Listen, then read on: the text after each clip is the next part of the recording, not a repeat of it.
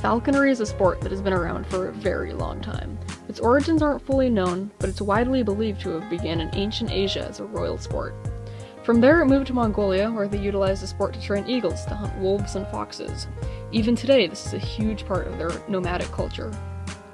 From there, the practice spread to the Middle East, where it is a status symbol today, for the rich. However, a serious lack of regulations leads to issues with overhunting from what sparse game is already there natively.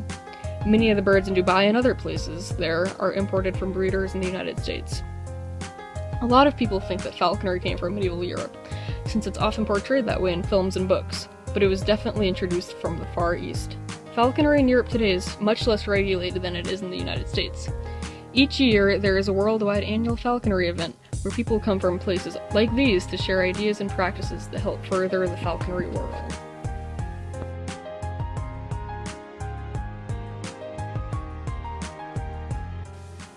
Falconry isn't a hobby, it's a lifestyle.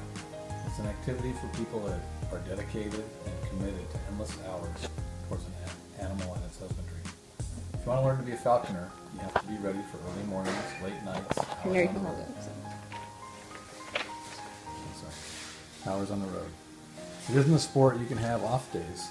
The bird is your teammate to prove to that animal that you're willing to work alongside it. Even before you get your falconry bird, there's an extensive process you have to go through. Aside from getting your license, which you'll get after taking an exam, which includes the history of falconry, the types of birds, falconry veterinary care, knowledge, and legal aspects. You also need a mew, or your large cage for your bird, along with usually handmade leather hardware for the animal. Falconry requires tons of dedication, but it makes for amazing stories and great times. For the select few, it's a sport they will enjoy for the rest of their life.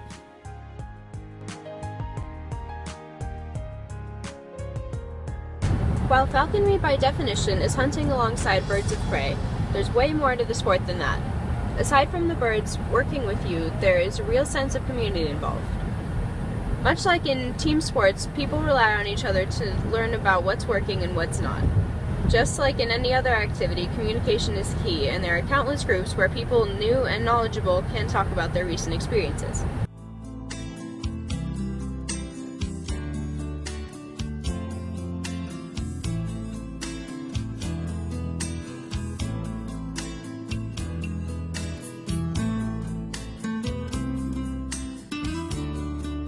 While the main bird being seen in this documentary is a red-tailed hawk, there are countless other birds used in falconry.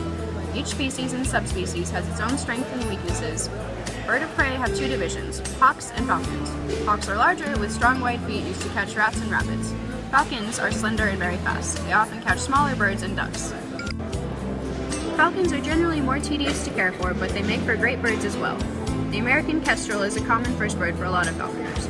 The peregrine falcon is maybe the most famous falconry bird, since it was brought back from almost extinction by falconers. It's up to the falconer's location and wants to choose a bird that best fits their lifestyle.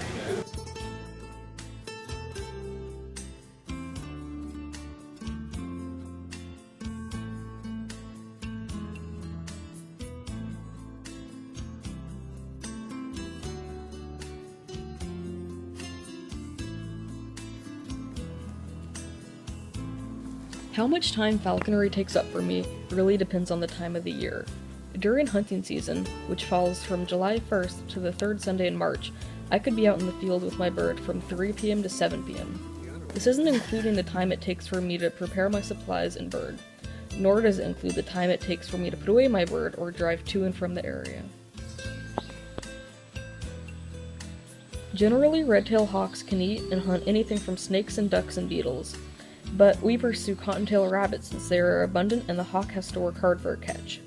As a falconer, I really value life and death, and never want my prey to be in pain for longer than it has to be. When a hawk is assisted by a falconer, the prey suffers far less than it would in the wild. When I don't have freshly caught rabbits on hand, I feed buddy quail and ground squirrels to give them a wider variety of food. Animal welfare is very important to falconers, and you will never find a group of people too dedicated and concerned for hawks and falcons as a community I'm proudly a part of. Falconry has given me, and hundreds of others, a chance to take part in nature's circle of life. with the world's most graceful predator.